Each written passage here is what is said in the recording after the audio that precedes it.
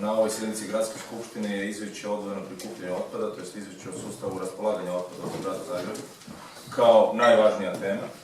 I oko toga ćemo se danas i osvrnuti na ovoj pres konferenciji. Mislim da je svima jasno u gradu Zagrebu da je Zagreb po sustavu odvojenog prikupljanja otpada zadnja europska metropola. Prikuplja tek 1% od ukupnog otpada, dok primjerice Ljubljana prikuplja oko 55%, a u Hrvatskoj, dakle u našoj domovini, postoje uspješni primjeri odvojenog prikupljanja otpada, primjerice Krk. Prema tome, može se, samo ljude treba stimulirati, motivirati i ono što je najvažnije, posao odvojenog prikupljanja otpada, sustav odvojenog prikupljanja otpada treba biti olakšan, a nikako otežan. Dakle, grad treba sve napraviti da taj sustav olakša, a nikako oteža. Ono što je važno je da taj sustav mora biti motivirajući. To je ono što iz ovog izvješća ne samo da nije jasno, nego se vidjelo da se po tome apsolutno ništa nije radilo. Podsjetit ću vas da grad Zagreb ima oko 200 zelenih otoka, 200 i nešto zelenih otoka, što je manje od broja mjesnih odbora u gradu Zagrebu. Dakle, 200 zelenih otoka puta 3 kante za odvojeno prikupljanje metala, plastike i papira je nešto što je sasvim sigurno nedovoljno. I mi smo milion puta upozoravali gradsku upravu i gradonačelnika da bez toga da se kod kontejnera gdje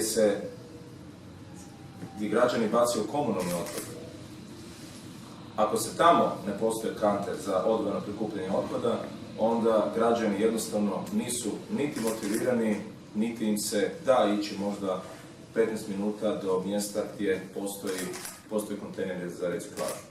Prema tome, naša je poruka vrlo jasna. Iz izvješća je vidljivo da apsolutno ništa, kad je u pitanju sustav odvojenog prikupljanja otpada, nije napravljeno. Građani ne samo da nisu motivirani, nego je 10 mjeseci neusklađenosti sa zakonom, počela je naplata prema volumenu u kantama koje su prevelike.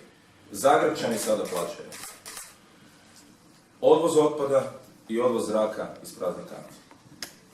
To je ono što se plaća u ovom trenutku.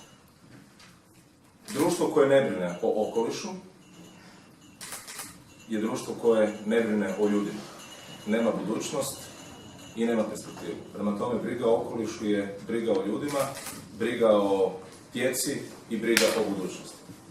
Bez takvog društva jednostavno nemoguće je očekivati bilo kakve normalnije odnose i bilo kakav bolji razvoj grada Zagreba. Ono što je važno tako reći da je prošlo godinu i pol dana od plana, donošenja plana za gospodarenje otpadom. Prošle godine tvrtka za realizaciju plana gospodarenja otpadom, za realizaciju centra za gospodarenje otpadom je uprihodila tek 201 kunu. I to ćemo ponoviti. Dakle, po pitanju izgradnje centra za gospodarenje otpadom, koji bi trebao riješiti probleme otpada grada Zagreba, sve u prošloj godini, a ni u ovoj godini još nije počelo raditi ništa. Godinu i pol dana od plana, bez milimetra pomaka. Ali tu je ista stvar i naravno i Segupa, kojeg građani grada Zagreba čekaju 2,5 godine. Donošenje GUP-a se čeka više od 2,5 godine.